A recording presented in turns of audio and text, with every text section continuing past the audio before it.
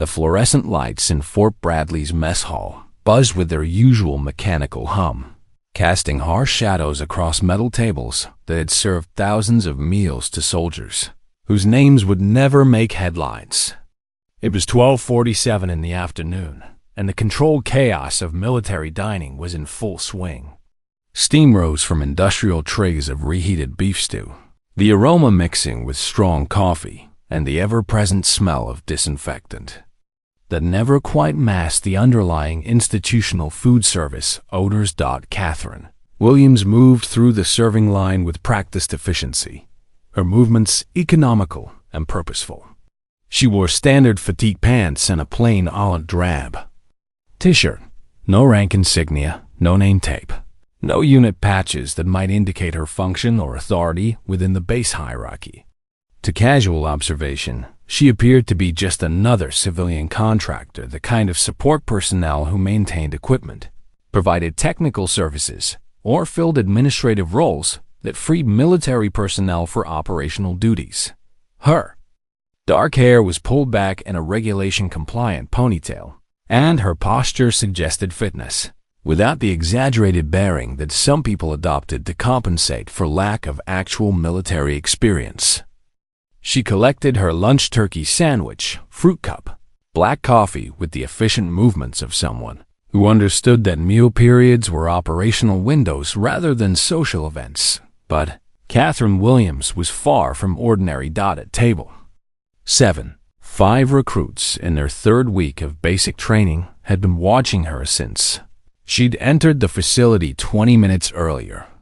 They were young enough to confuse institutional confidence with personal authority, inexperienced enough to mistake silence for weakness.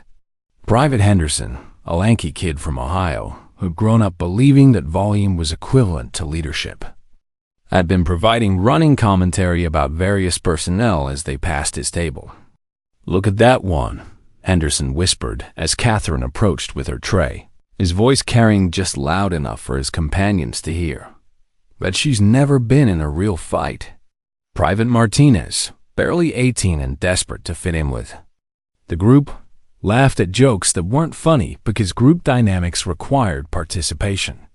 Private Collins, who joined the Army to escape a dead-end job at his father's auto shop, contributed observations designed to demonstrate superiority over anyone who wasn't part of their immediate circle. They were too young to recognize the difference between civilian contractors who'd never left office environments and individuals whose background included experiences that weren't discussed in casual conversation. They didn't notice the way Catherine's eyes automatically cataloged exits and potential threats as she moved through the room.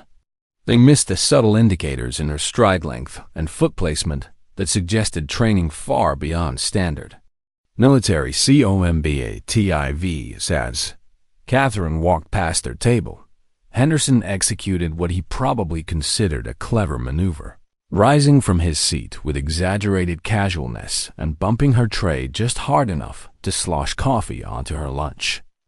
"Oops," he said with mock concern, grinning at his companions. "Sorry about that." The other recruits snickered, emboldened by what they perceived as a successful provocation against someone who wouldn't or couldn't retaliate. Catherine paused, looking down at her ruined meal, then back at Henderson with eyes that revealed nothing of what she was thinking. "No problem," she said quietly, her voice carrying no emotion whatsoever. But across the mess hall, Master Sergeant Torres, a 19-year veteran who'd served in 3 combat deployments, stopped eating and shifted in his chair. Something about the woman's stillness had caught his attention. Corporal Williams, positioned near the exit, subtly adjusted his stance. Staff Sergeant Rodriguez, who'd been reviewing paperwork while eating lunch, looked up with the expression of someone who recognized warning signs that others had missed entirely. They saw what the recruits didn't: movement patterns that indicated training in close-quarters combat, posture that suggested readiness rather than resignation, and the particular kind of stillness that preceded action rather than acceptance. Henderson, basking in what he believed was tactical superiority, demonstrated through successful intimidation. Gestured to Martinez.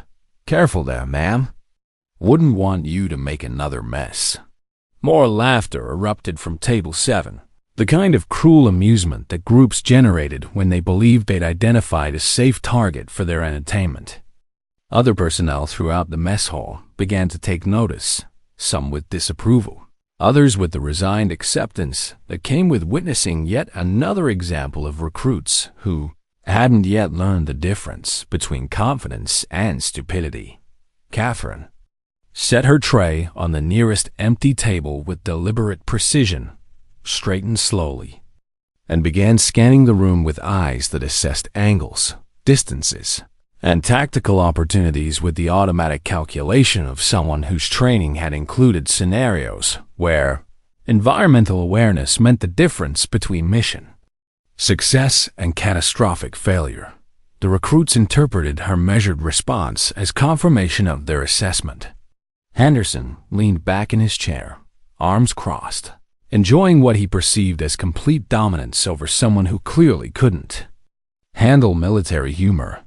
His companions nodded approvingly, their confidence growing with each passing second that she remained motionless.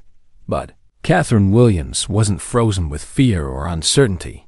She was calculating, measuring distances, identifying the most efficient sequence of movements that would neutralize 5 targets in the minimum amount of time with the least risk of collateral damage to innocent bystanders.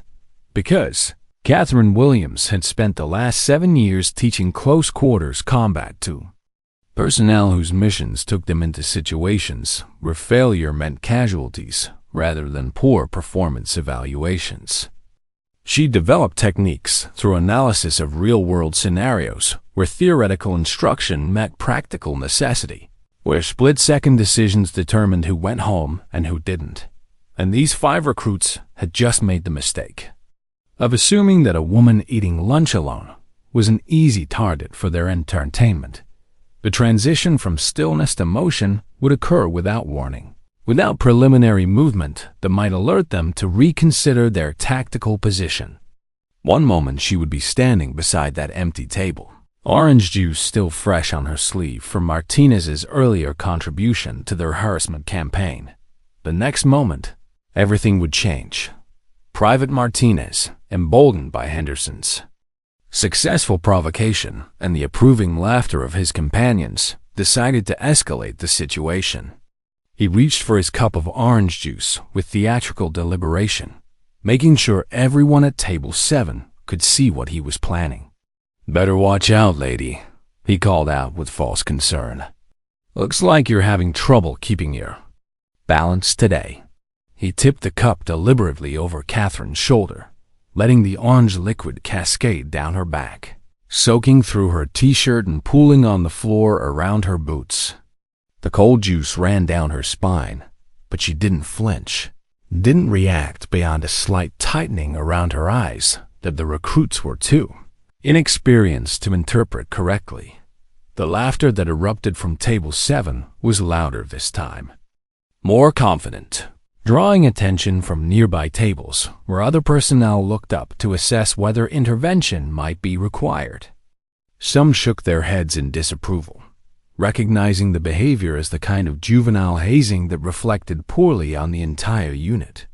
Others watched with the careful attention of professionals who understood that situations could escalate quickly in military environments. "Careful there, ma'am," Collins called out, his voice dripping with mock sympathy. "Don't want you to slip in that mess." More laughter. The 5 recruits were feeding off each other's energy now, each one trying to top the previous insult, each one convinced they'd identified the perfect victim for their afternoon entertainment. They saw her silence as weakness, her stillness as defeat, her measured breathing as fear. They couldn't have been more wrong. Catherine's response was controlled and deliberate. She turned slowly, her movements economical and precise, and began walking toward their table with stride length and foot placement that indicated training in techniques not taught in standard military combatives courses. Her eyes moved systematically across each recruit, cataloging their positions, their likely reactions, their physical capabilities and limitations. Henderson saw her approaching and began to rise from his chair, probably intending to deliver another witty observation about civilian contractors who couldn't handle military culture. His grin was wide, confident, the expression of someone who believed he held all the tactical advantages in this encounter. He was about to discover how catastrophically wrong that assumption was. Master Sergeant Torres, watching from across the mess hall, felt his pulse quicken. He'd seen similar movement patterns during advanced combatives instruction provided by individuals whose backgrounds were classified above his clearance level. The woman approaching table 7 wasn't moving like someone seeking confrontation. She was moving like someone who'd already calculated the outcome of what was about to happen. "Should we intervene?" Corporal Williams asked quietly, moving closer to Torres. "Too late for that," Torres replied, his voice barely audible. "Just make sure nobody else gets hurt." Staff Sergeant Rodriguez stood slowly, understanding that his role in the next few seconds would be damage control rather than prevention. He'd served long enough to recognize the signs of superior training when he saw it, and everything about Catherine's approach suggested capabilities that far exceeded anything these recruits had encountered in their brief military careers. The other personnel in the mess hall sensed the shift in atmosphere. Conversations quieted. Attention focused on the developing confrontation. Some reached for their phones, expecting to witness another typical military scuffle that would provide entertainment for the rest of the afternoon. They had no idea they were about to observe a masterclass in tactical efficiency. Catherine stopped, approximately 3 feet from Henderson, well within striking range but far enough to maintain tactical flexibility. Her breathing remained controlled, her posture balanced, her expression neutral. To the untrained eye, she appeared calm, possibly even intimidated by the 5 larger men who surrounded her position. "You boys having a good lunch?" she asked quietly, her voice carrying no anger, no fear, no emotion whatsoever. The question caught them off guard. Henderson had expected tears, pleading, or angry threats that he could laugh off with his companions. Instead, he found himself looking into eyes that assessed him with the clinical detachment of someone evaluating a training exercise. "Real good," Martinez answered with a smirk, "though it looks like yours got a little wet." "Yeah," Collins added, "maybe you should be more careful around military personnel.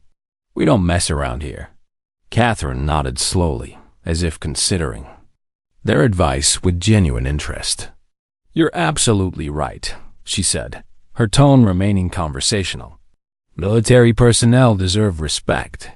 Henderson relaxed slightly, assuming her response indicated submission to their superior status.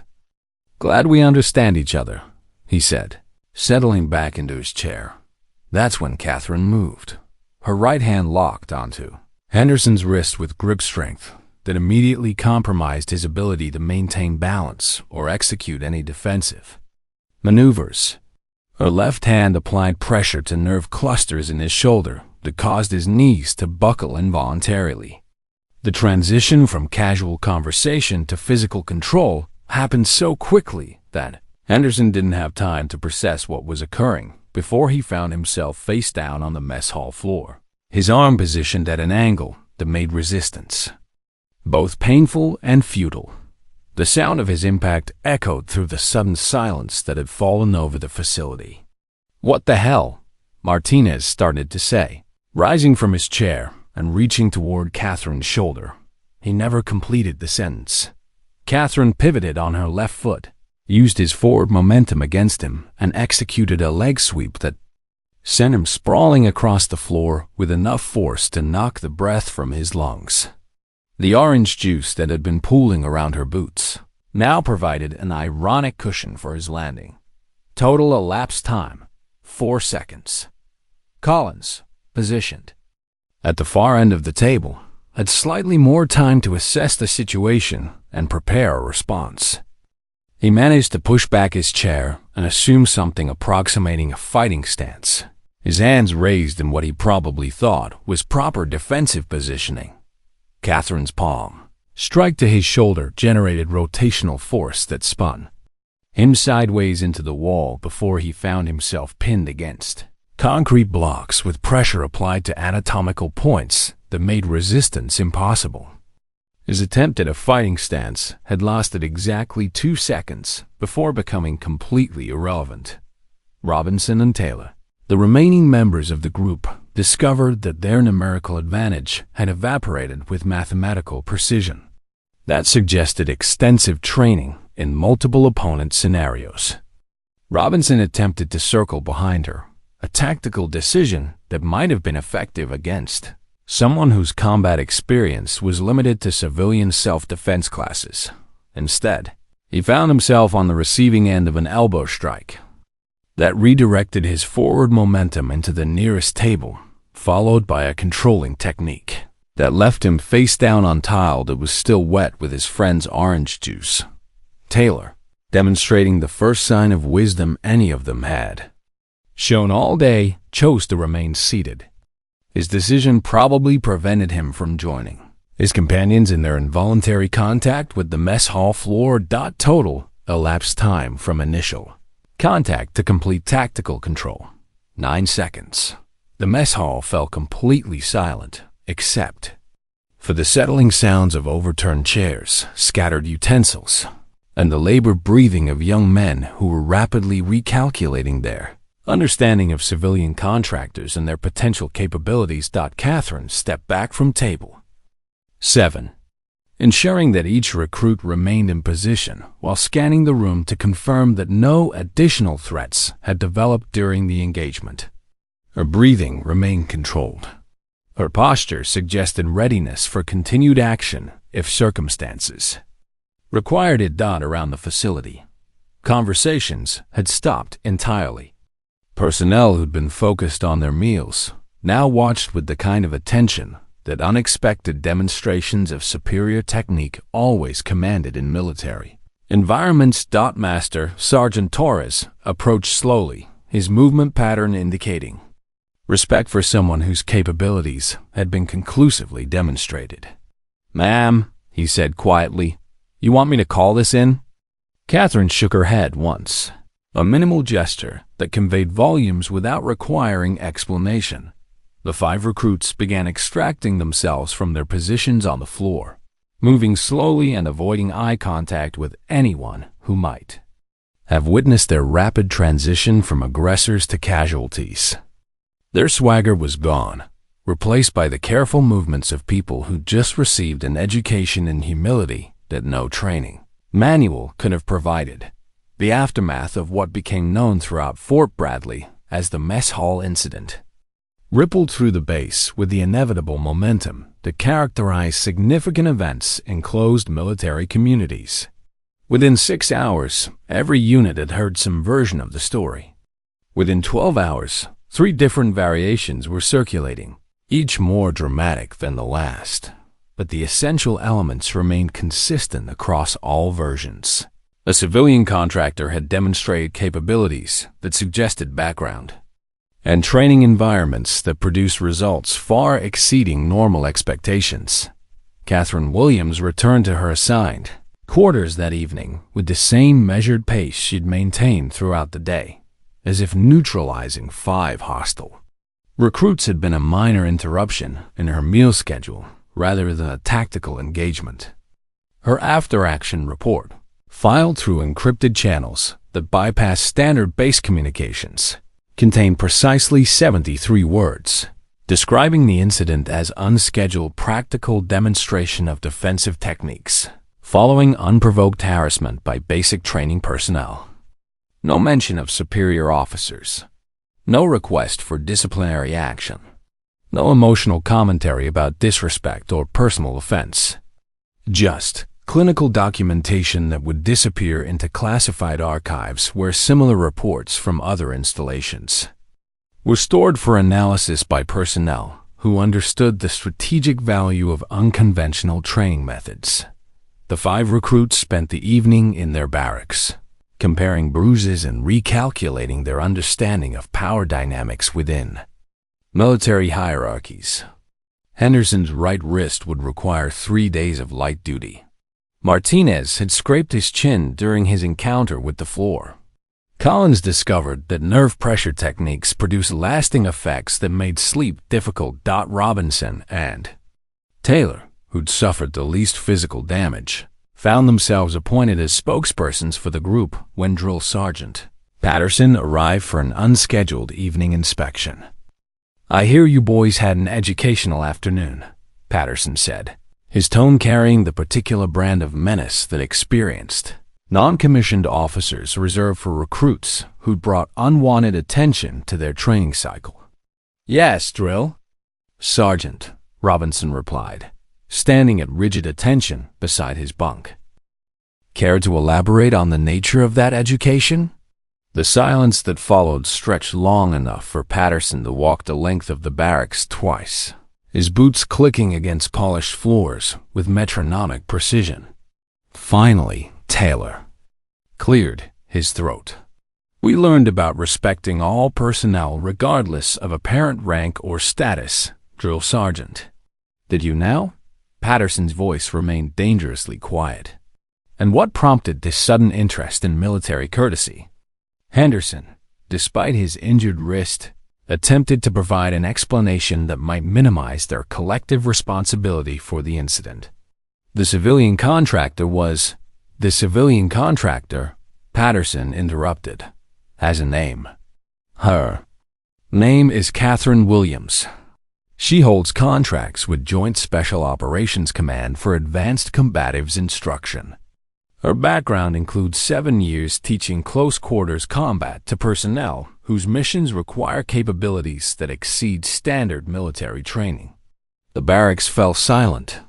Even the usual sounds of evening maintenance and personal preparation seemed muted by the weight of Patterson's revelation. "She's here," Patterson continued, "because our unit's combatives proficiency ratings have been declining for 6 months. Command requested an assessment of our training effectiveness with recommendations for improvement. Our presence at this installation represents a significant investment in your development as soldiers." Martinez raised his hand tentatively. "Drill Sergeant, we didn't know." "Of course you didn't know," Patterson cut him off, "because you made assumptions based on appearance rather than taking the time to understand the situation. Because you confused confidence with competence and mistook silence for weakness." Patterson walked to the center of the barracks, his presence commanding absolute attention from every recruit in the building. "Catherine Williams has trained personnel who now serve in special operations units across multiple continents. Her techniques have been tested in real-world scenarios where failure means casualties rather than poor performance evaluations. The methods she developed through analysis of actual combat situations are now integrated into advanced training programs that prepare soldiers for threats conventional instruction doesn't address." The impact of this information settled over the 5 recruits like a physical weight. They targeted someone whose expertise existed at levels they hadn't known were possible, whose background included training environments that operated outside their understanding of military hierarchy. "Beginning tomorrow," Patterson announced, "all 5 of you are enrolled in supplementary combatives training sessions. You'll be working directly with Ms. Williams to develop skills that might prevent you from embarrassing yourselves, your unit, and your drill instructor in future encounters." Henderson winced, not from his injured wrist, but from the realization that their afternoon's entertainment had earned them additional training time with the woman who'd just demonstrated their complete inadequacy in tactical situations. "Furthermore," Patterson continued, "you'll be participating in a base-wide presentation on military courtesy and appropriate conduct toward all installation personnel. Your experience this afternoon will serve as a case study in what happens when soldiers make incorrect assumptions about individual capabilities. The prospect of serving as negative examples in front of their peers added psychological discomfort to their physical injuries. Collins raised his hand hesitantly. "Drill Sergeant, will we be disciplined through official channels?" Patterson's expression suggested he was considering options that ranged from mild administrative correction to career-ending documentation. Ms. Williams declined to file formal charges. She indicated that the incident served its intended educational purpose without requiring additional intervention. Relief was visible on all 5 faces, though they tried to maintain military bearing under Patterson's scrutinizing gaze. "However," Patterson added, "your conduct reflected poorly on this training cycle, this unit, and this installation. You demonstrated exactly the kind of judgment failures that get soldiers killed in operational environments. So, while you won't face courts-martial, you will face consequences designed to improve your decision-making capabilities." The consequences, as outlined by Patterson over the next 10 minutes, included additional duty assignments, extended training hours, and participation in base improvement projects that would consume their free time for the following month. More importantly, they would be attending every combative session Catherine Williams conducted during her remaining time at Fort Bradley. "Consider this an opportunity," Patterson said before departing. "Most soldiers never receive instruction from someone with her qualifications. You'll be learning techniques that aren't available through conventional training channels. Try not to waste it." After Patterson left, the barracks remained quiet for nearly an hour as the 5 recruits processed the full implications of their afternoon encounter. They'd expected to intimidate a civilian contractor who couldn't defend herself. Instead, they'd become unwitting participants in a demonstration of capabilities that exceeded anything in their limited experience. Henderson finally broke the silence. "We really messed up, didn't we?" "Yeah," Martinez replied, gingerly touching his scraped chin. "We really did." Outside their barracks, Fort Bradley continued its evening routine with the steady rhythm that characterized military installations worldwide. But word of the mess hall incident continued to spread, carrying with it a lesson about assumptions, respect, and the difference between apparent authority and actual capability. Catherine Williams, meanwhile, was reviewing training schedules for the following day, making notes about techniques that might be appropriate for personnel who just received practical education in the importance of situational awareness and tactical humility. Her mission at Fort Bradley was proceeding exactly according to plan. 3 days after the mess hall incident, Catherine Williams sat in the base commander's office reviewing documentation that explained her actual purpose at Fort Bradley. Colonel Morrison, a career officer with 24 years of service, had requested a private meeting to discuss her preliminary assessment and the unexpected practical demonstration that had occurred during her routine observation period. "Your report makes interesting reading," Morrison said, gesturing toward the classified folder on his desk. "Particularly the section about unscheduled evaluation of unit readiness under non-standard conditions." Catherine maintained her neutral expression while reviewing the events that had led to this conversation. Her contract with Joint Special Operations Command involved more than basic combatives assessment.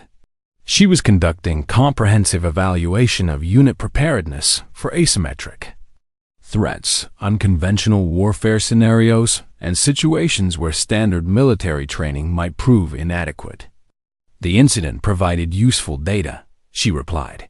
"The recruits' response patterns indicated gaps in threat assessment training that could prove problematic in operational environments." Morrison nodded, understanding that her clinical language masked a deeper concern about readiness levels throughout the installation. "And your recommendations?" "Integration of enhanced situational awareness training into basic combatives curriculum. Emphasis on environmental assessment capabilities.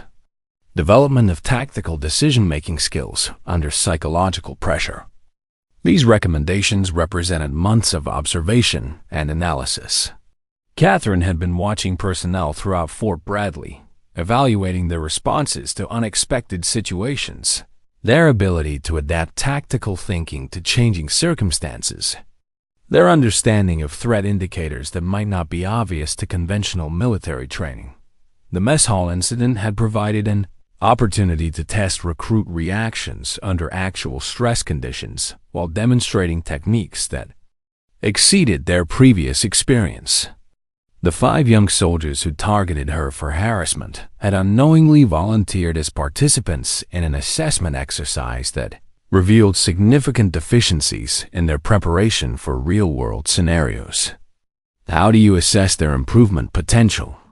Morrison asked. Catherine consulted her notes, which contained detailed observations of each recruit's physical capabilities, learning patterns, and psychological responses to tactical situations. Henderson demonstrates leadership initiative, but lacks judgment and threat assessment. Martinez shows adaptability, but requires development of confidence independent of group dynamics. Collins has adequate physical capabilities, but needs improvement in tactical decision-making under pressure. She continued her analysis, providing Morrison with evaluations that would influence training protocols and potentially affect career development for personnel who didn't realize they were being assessed by someone whose recommendations carried weight at levels far above base command. Robinson and Taylor show better situational awareness than their companions, but require enhancement of individual tactical confidence. All 5 would benefit from exposure to unconventional training methods that challenge assumptions about combat scenarios.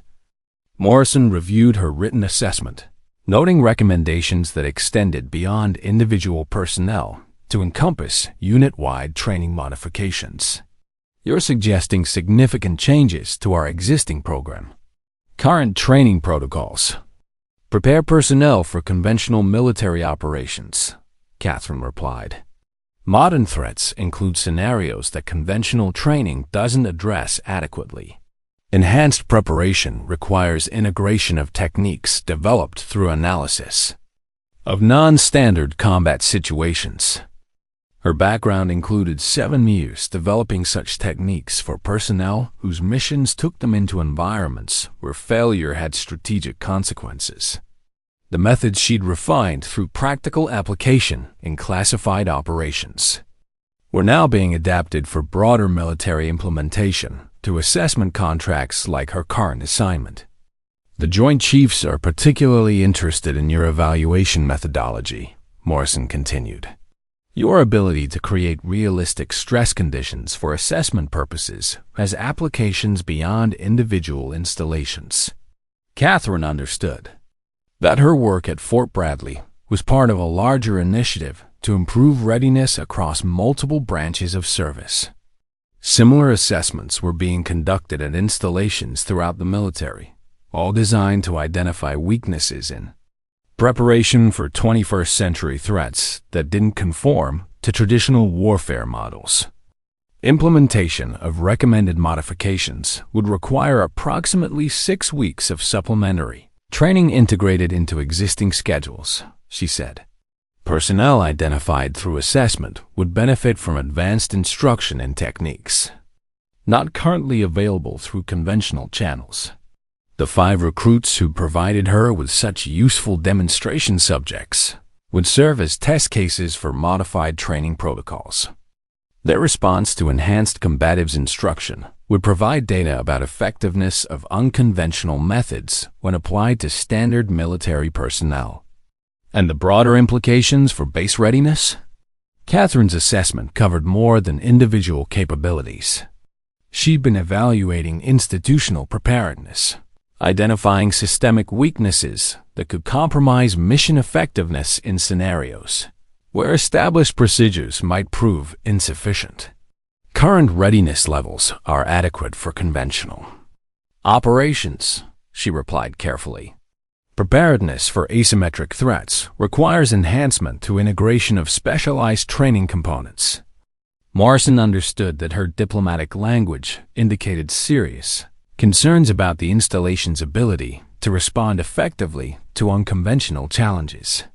Her recommendations would require resource allocation and training modifications. That would affect every unit on base. How quickly can you implement pilot programs? Initial implementation can begin immediately with personnel who've already been identified through practical assessment, Catherine said, referring to the 5 recruits who'd unknowingly volunteered for enhanced training through their mess hall. Encounter. Broader program integration would require coordination with existing training schedules and instructor availability. The conversation continued for another hour, covering resource requirements, timeline projections, and coordination with other installations where similar assessments were underway. Catherine's mission at Fort Bradley represented one component of a military-wide initiative to improve preparation for threats that traditional training approaches might not address effectively. When the meeting concluded, Morrison had approved implementation of pilot programs that would begin the following week. The 5 recruits who dumped orange juice on a woman they'd assumed was defenseless would become the first soldiers at Fort Bradley to receive instruction in techniques developed through analysis of real-world combat scenarios. They still didn't understand that their afternoon's harassment had earned them access to training that most military personnel would never encounter during their entire careers. Catherine returned to her quarters to prepare lesson plans for personnel who were about to discover that their assumptions about combat tactics and individual capabilities had been fundamentally incorrect. Their education was just beginning. The supplementary training facility at Fort Bradley occupied a converted warehouse on the edge of the installation, its concrete floors and high ceilings. Designed for activities that required space and privacy away from standard military observation. Catherine Williams had spent the previous evening arranging equipment and planning curriculum for the 5 recruits who would serve as test subjects for Enhanced Combatives Training at 0600 hours. Henderson, Martinez, Collins, Robinson, and Taylor reported for their first session with expressions that ranged from nervous anticipation to barely concealed dread. They spent 3 days listening to rumors about Catherine's background, absorbing information that painted her as something far beyond a standard civilian contractor. "Form up," Catherine said simply, her voice carrying easily through the empty space.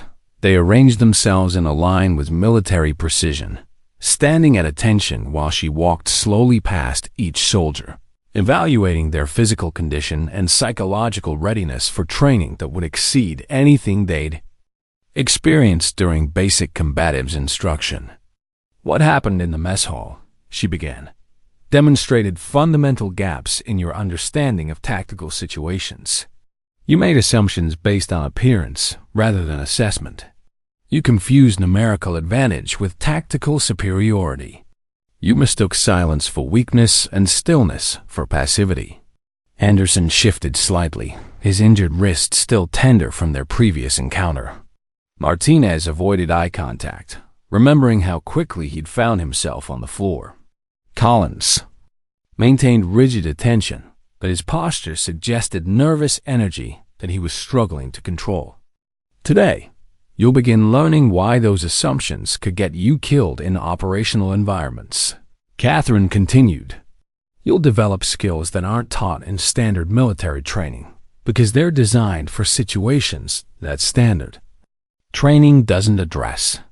She moved to the center of the training area, her movements economical and precise. "Combat isn't fair. Enemies don't follow rules. Survival depends on capabilities that exceed conventional preparation. Your mission is to develop those capabilities."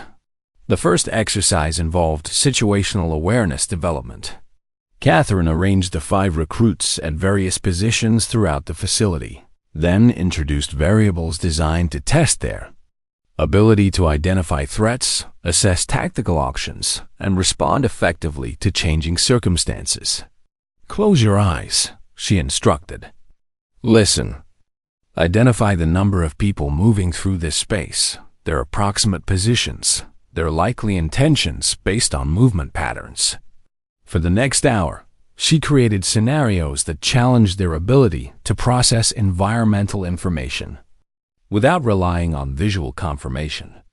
Sounds of footsteps, equipment movement, and verbal communication became data points that required analysis and tactical interpretation. Henderson discovered that his assumption about leadership capabilities didn't translate into superior awareness skills. Martinez learned that group dynamics provided false confidence that disappeared when individual assessment was required. Collins found that physical strength meant nothing when tactical intelligence was the primary requirement. Your enemy won't announce their intentions, Catherine explained during a brief rest period. They won't wear uniforms that identify their capabilities. They won't limit themselves to techniques you've trained against. Survival requires adaptation to circumstances that training scenarios can't fully replicate. The second exercise focused on close-quarters combat under psychological pressure. Catherine introduced techniques that prioritized efficiency over conventional form, emphasizing methods that worked regardless of size, strength, or formal training advantages. "Forget everything you think you know about fighting," she said, demonstrating a sequence of movements that redirected force rather than opposing it directly. Traditional martial arts assume rules, referees, and participants who share common understanding of acceptable conduct. Real combat assumes none of those conditions. She paired them up for practical application, supervising engagements that gradually increased in intensity and complexity. Robinson discovered that his wrestling background provided limited advantage when his opponent used techniques designed to exploit conventional training patterns.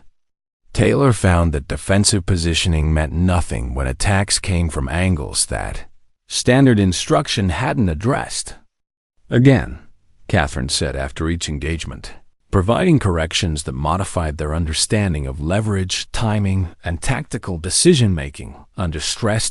By noon, all 5 recruits had experienced multiple encounters with techniques that exceeded their previous combat education.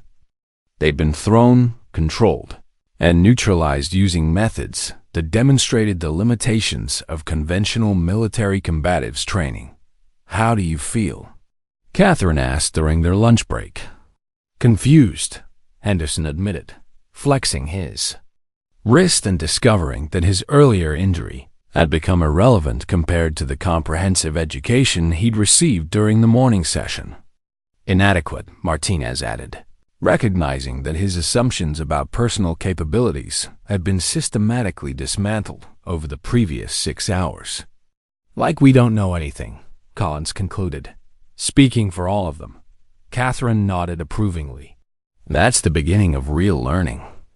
When you understand the extent of what you don't know, you become capable of acquiring knowledge that might keep you alive in situations where ignorance means casualties." The afternoon session focused on tactical decision-making under extreme stress. Catherine created scenarios that required split-second choices between multiple options, each with potentially serious consequences. The recruits learned to process information quickly, assess threat levels accurately, and execute decisions without hesitation or second-guessing. "Doubt kills," she explained after Taylor hesitated during a simulated hostage rescue exercise. In operational environments, the difference between success and failure is measured in milliseconds. Your training must develop instincts that function when conscious thought is too slow.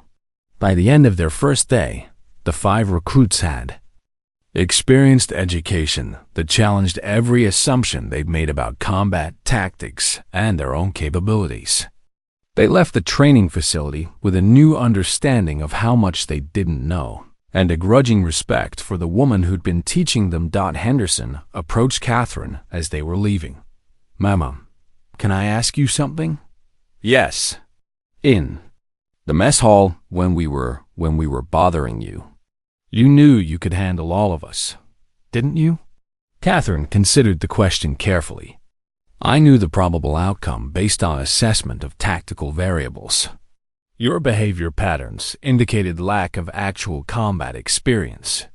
Your positioning suggested unfamiliarity with multiple opponent scenarios.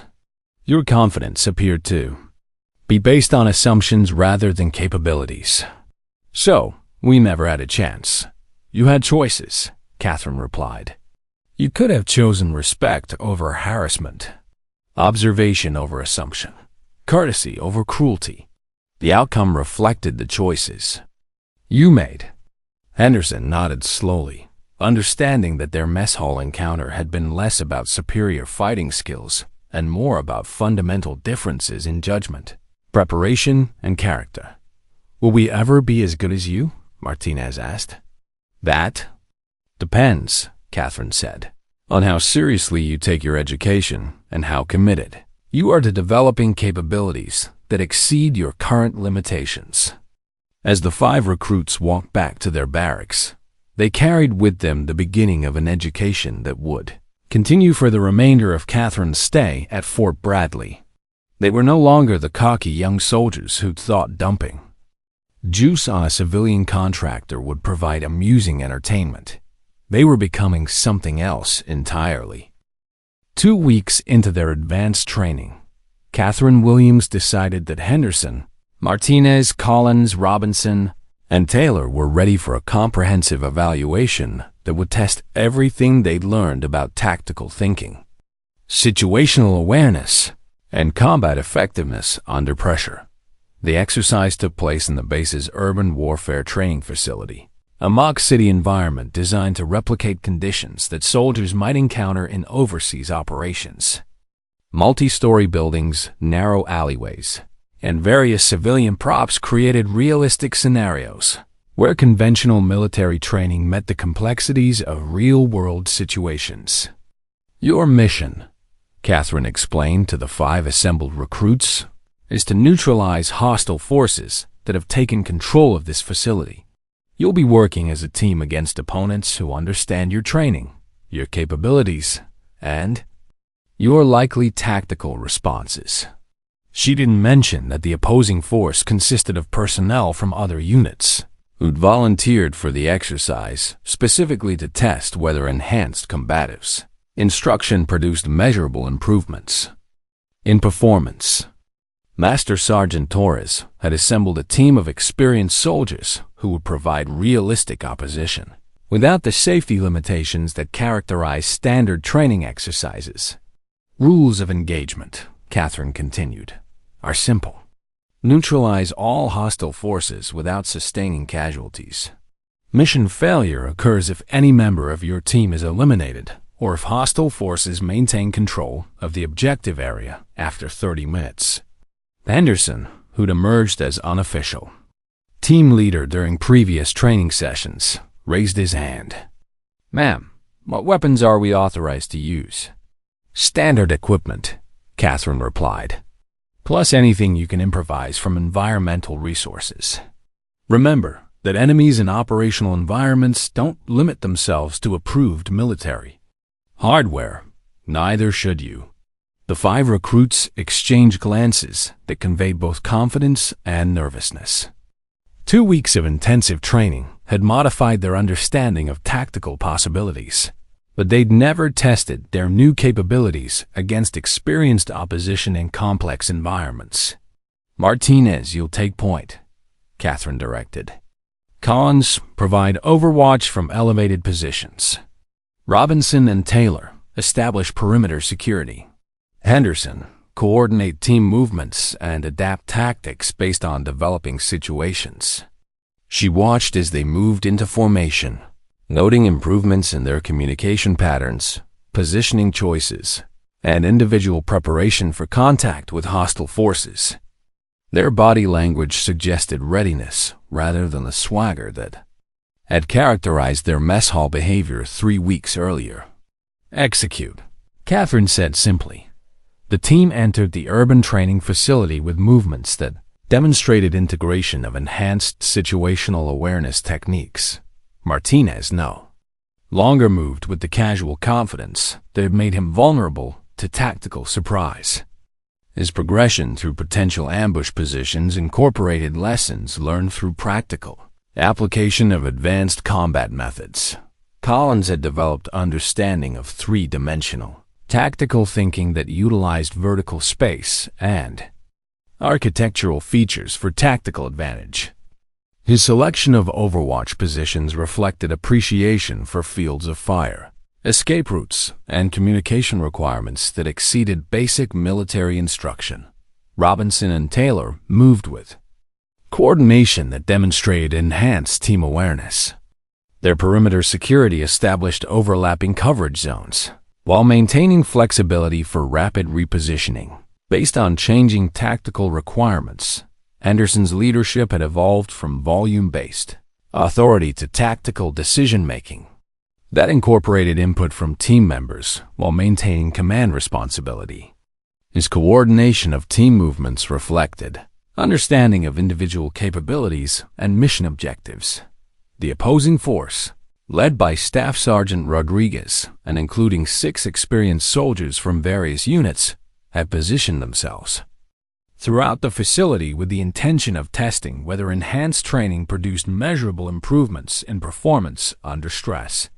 Rodriguez had briefed his team on the recruits' likely capabilities based on standard military training expectations.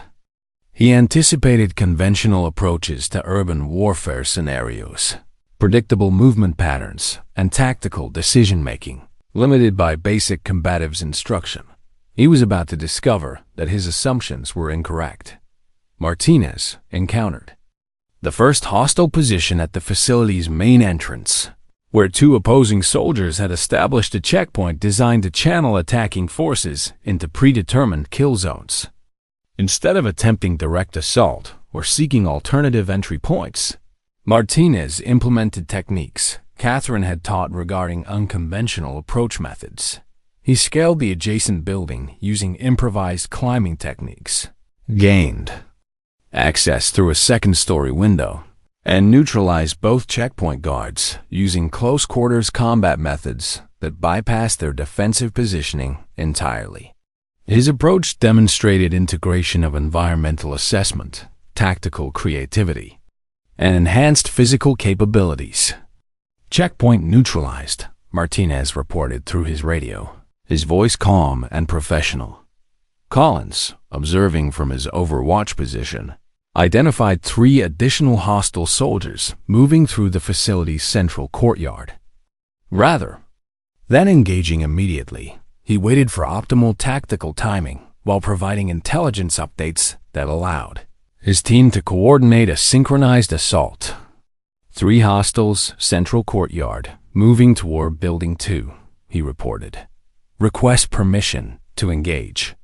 Anderson processed the information while considering tactical options that balanced immediate threat elimination with overall mission objectives. Hold position. Wait for my signal. Robinson and Taylor had identified a flanking route that would allow them to approach the courtyard from an unexpected direction. Their movement through the facility's peripheral areas demonstrated understanding of tactical patience and coordination requirements. In position for flanking maneuver, Robinson reported. Execute on my mark, Henderson replied. Then coordinated simultaneous engagement from multiple directions that prevented hostile forces from establishing effective defensive positions. The engagement lasted 47 seconds. All 3 opposing soldiers found themselves neutralized using techniques that exceeded their preparation for conventional military responses. Collins provided suppressive fire that forced hostile movement into predetermined zones where Robinson and Taylor executed close-quarters neutralization using enhanced combatives methods. Staff Sergeant Rodriguez, monitoring the exercise from the facility's command post, began to understand that these 5 recruits had received training that significantly exceeded his initial assessment of their capabilities. Team 1, report status. He radioed to his remaining forces. Checkpoint compromised, came the response. Hostile forces using unconventional approach methods.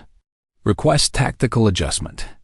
Rodriguez modified his strategy, repositioning his remaining 3 soldiers in defensive positions designed to counter the enhanced capabilities that the recruits were demonstrating. But Catherine's training had included preparation for adaptive opponents who modified tactics based on developing situations.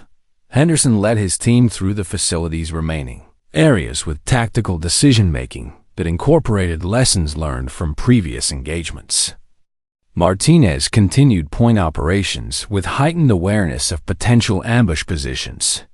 Collins provided overwatch that anticipated enemy repositioning. Robinson and Taylor maintained perimeter security while preparing for final assault operations. The last 3 opposing soldiers had fortified themselves in the facility's central building, using defensive positions that maximized their advantages while limiting approach options for attacking forces. Under standard training conditions, the recruits would have faced significant challenges in neutralizing prepared defensive positions without sustaining casualties. Instead, they implemented techniques that Catherine had taught regarding multi-dimensional assault operations. Collins created diversion through simulated suppressive fire from his overwatch position. Martinez and Robinson gained access through separate entry points while Taylor established blocking positions to prevent enemy escape. Henderson coordinated the final assault with timing that demonstrated integration of individual capabilities into cohesive team operations. The engagement concluded with all hostile forces neutralized and mission objectives achieved within 23 minutes.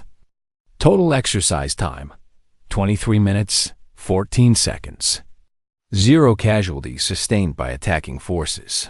Staff Sergeant Rodriguez emerged from the command post with an expression that suggested fundamental recalculation of his assessment regarding enhanced training effectiveness. Outstanding work, he told the 5 recruits, his professional approval evident in his tone and demeanor. Your tactical decision-making exceeded expectations for personnel at your experience level. Catherine, who'd observed the entire exercise from a position that allowed comprehensive evaluation of performance, approached the team with notes that would influence her final assessment report. Debrief in 30 minutes, she announced.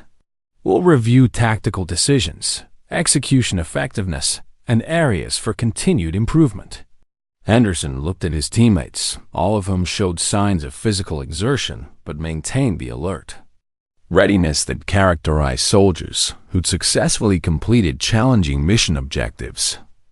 Ma'am, he said to Catherine, thank you for teaching us this stuff. We never would have been able to do this 3 weeks ago. 3 weeks ago, Catherine replied. You were making assumptions about capabilities and allowing arrogance to compromise your judgment. Today, you demonstrated tactical thinking and team coordination that could serve you well in operational environments. Martinez wiped sweat from his forehead while reviewing the engagement sequence that had led to mission success. The guys we were fighting, they're experienced soldiers, right?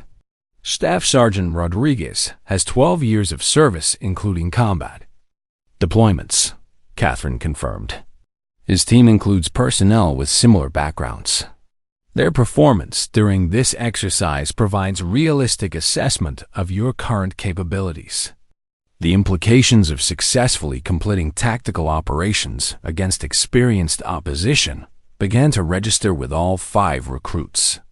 They transitioned from harassment of civilian contractors to execution of advanced military operations in less than a month. What happens now? Taylor asked. Catherine consulted her evaluation notes, which would determine recommendations for their continued development and potential assignment to specialized training programs. That depends, she said, on how committed you are to continued learning and whether you're interested in opportunities that might take your military careers in directions you hadn't previously considered. As they walked back toward the main base, the 5 recruits carried with them the understanding that their mess hall encounter with orange juice and misguided Harassment had led to educational opportunities that might reshape their entire military experience. They were no longer the same soldiers who thought intimidating a quiet woman would provide amusing entertainment. They'd become something that their former selves wouldn't have recognized. Colonel Morrison's office had never hosted a meeting quite like the one scheduled for 1400 hours on a Thursday afternoon in late March. Catherine Williams sat across from the base commander's desk, her final assessment report completed and her recommendations submitted through encrypted channels to Joint Special Operations Command. Your evaluation methodology has attracted significant attention, Morrison began, referencing communications he'd received from Pentagon officials who'd reviewed preliminary data from Fort Bradley and similar installations. The 5 recruits you selected for enhanced training have demonstrated performance improvements that exceed statistical models for conventional instruction effectiveness. Catherine maintained her professional demeanor while reviewing the documentation that quantified her assessment results. Henderson, Martinez, Collins, Robinson, and Taylor had completed advanced training protocols that typically required months of preparation. Their tactical proficiency scores exceeded baseline measurements by margins that suggested fundamental modifications in capability rather than incremental improvement. The incident that initiated their selection process, Morrison continued, has become something of a case study for military education specialists. Your ability to create realistic stress conditions while maintaining safety parameters has applications that extend beyond individual installations. The mess hall encounter that had begun with orange juice and misguided harassment had evolved into documentation that would influence training protocols throughout multiple branches of service. Catherine's methods for identifying personnel with enhanced learning potential through practical assessment were being analyzed for broader implementation. Joint Special Operations Command has requested that you extend your contract, Morrison said, presenting authorization that would keep her at Fort Bradley for an additional 6 months. They want to establish a pilot program using your assessment methodology with incoming personnel. Catherine reviewed the contract extension while considering implications for her long-term mission objectives. Her work at Fort Bradley represented one component of military-wide efforts to improve preparation for asymmetric threats that conventional training didn't address adequately. The 5 test subjects would serve as assistant instructors, Morrison explained. Their experience transitioning from standard military training to enhanced capabilities provides perspective that could benefit other personnel. Henderson had submitted a formal request for assignment to advanced combatives instruction duty. Martinez had applied for specialized training programs that would develop his tactical intelligence capabilities. Collins, Robinson, and Taylor had each requested continuation of enhanced instruction with potential assignment to units that utilized unconventional warfare methods. Their transformation has been remarkable, Morrison added. 3 weeks ago, they were disciplinary problems who'd harassed a civilian contractor. Today, they're requesting assignment to some of the most demanding programs the military offers. Catherine understood that their development reflected broader possibilities for personnel who received appropriate instruction under realistic conditions. Military training traditionally emphasized conformity and standardization, but modern threats required adaptability and individual initiative that standard instruction might not develop effectively. There's another aspect to consider, Morrison said, consulting classified documentation that detail broader implications of her assessment work. The recruit's performance during the urban warfare exercise has generated interest from units that typically recruit from special operations backgrounds. Staff Sergeant Rodriguez had submitted a report that recommended all 5 recruits for consideration by advanced training programs that would accelerate their military career development. His assessment indicated capabilities that exceeded normal expectations for personnel at their experience level. Specifically, Morrison continued, Ranger training, Special Forces assessment, and various other programs that typically require years of conventional military service before consideration. The possibility that her 5 test subjects might transition directly from basic training to advanced military specialties represented validation of enhanced instruction methods that challenge traditional career development patterns. What are your recommendations? Morrison asked. Catherine consulted her notes, which contained detailed evaluations of each recruit's continued learning potential and suitability for specialized assignments that would utilize their enhanced capabilities. Henderson demonstrates leadership potential that could be developed through advanced military education. His tactical decision-making during team operations suggests aptitude for command responsibilities. Martinez shows exceptional adaptability that would benefit unconventional warfare applications.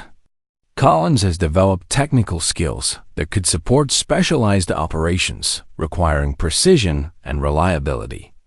She continued her assessment, providing Morrison with evaluations that would influence career opportunities for personnel who'd begun their enhanced training through an encounter with orange juice and poor judgment.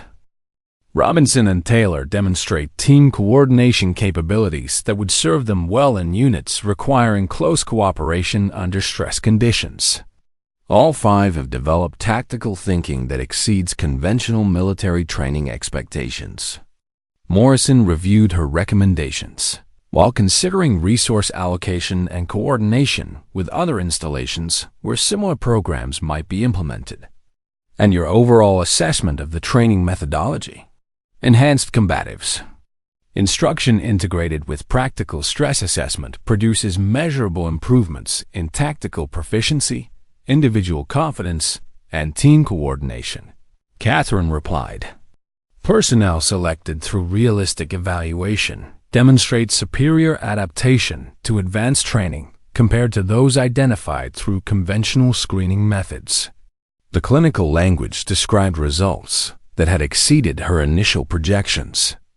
The 5 recruits who dumped orange juice on someone they'd assumed was defenseless had become examples of how proper instruction could develop capabilities that transformed military career possibilities.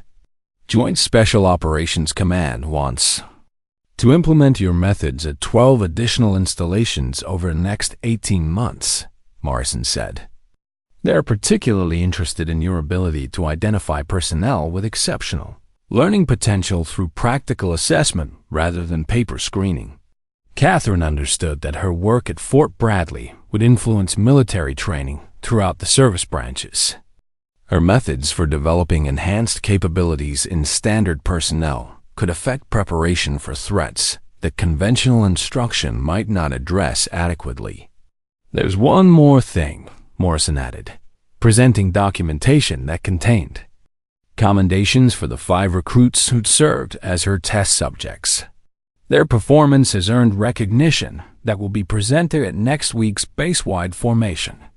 Henderson, Martinez, Collins, Robinson, and Taylor would receive awards that acknowledge their development from disciplinary problems to exemplary soldiers in less than a month. Their transformation would serve as demonstration of possibilities that enhanced training could provide for motivated personnel. Will you be attending the ceremony? Morrison asked. Catherine considered the invitation while reviewing her mission, schedule, and obligations to ongoing assessment operations. Yes, their achievement represents successful validation of enhanced training methods.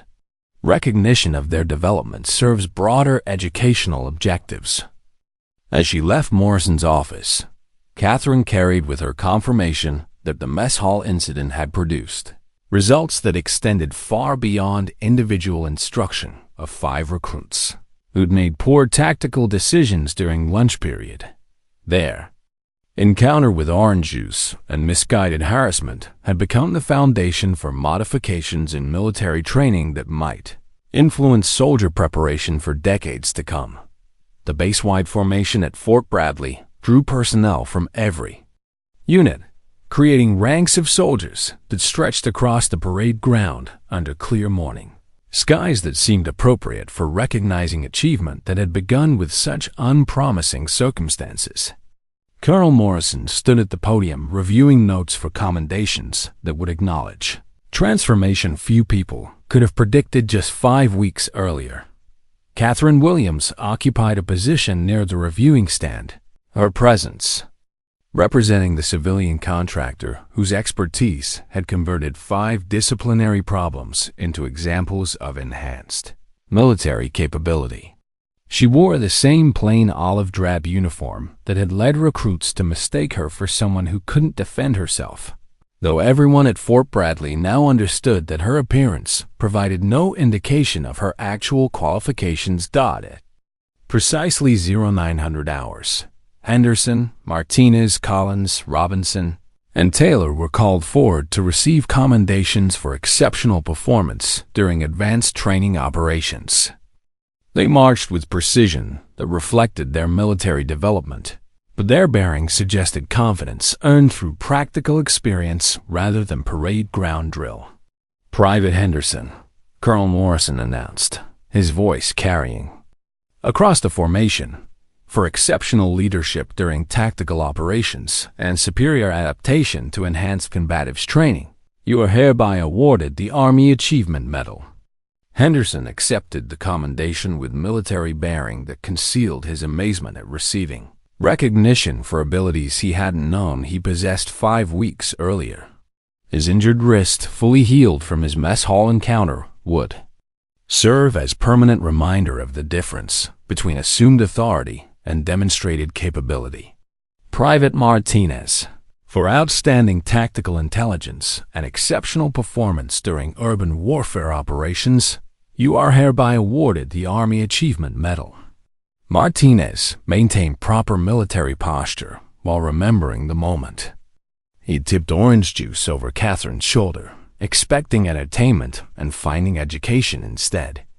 His commendation represented recognition of capabilities developed through instruction that had exceeded anything available through conventional military training.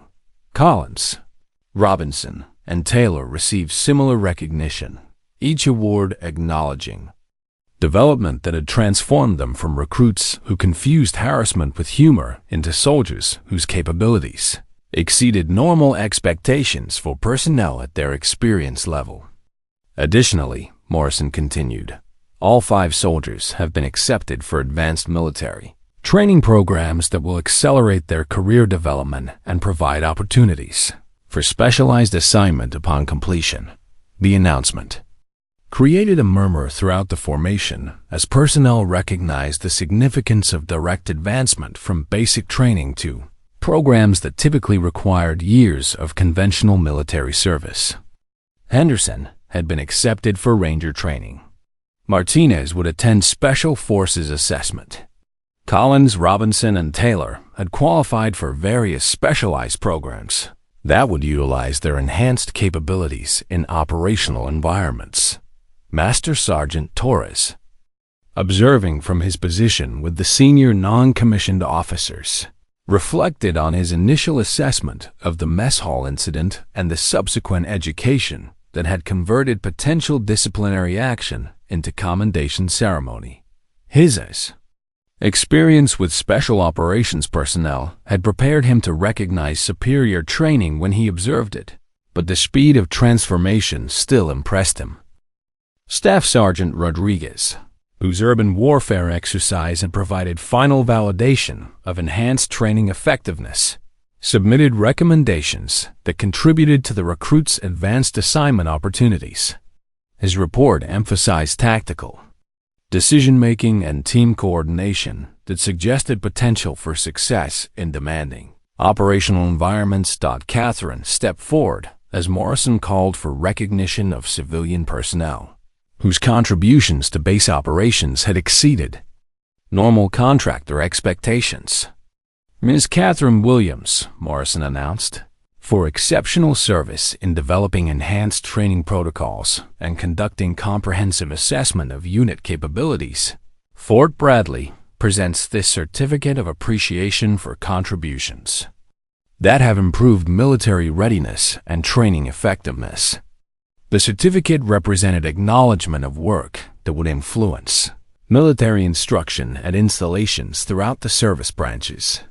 Our methods for identifying and developing enhanced capabilities had produced measurable improvements that exceeded statistical projections for conventional training effectiveness. After the ceremony concluded, the 5 newly commended soldiers approached Catherine with expressions that conveyed respect earned through practical education rather than rank-based authority.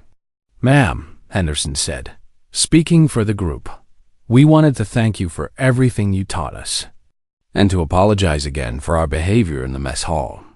Catherine observed the 5 young men who'd evolved from harassment to exemplary military performance in 5 weeks of intensive instruction. Their development represented validation of enhanced training methods that could be applied to broader military education with significant results. "Your behavior reflected poor judgment and inadequate understanding of situational dynamics," she replied.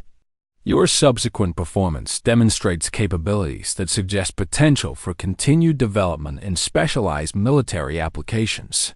Martinez stepped forward, his demeanor serious and respectful. "Ma'am, can I ask you something that's been bothering me?" "Yes."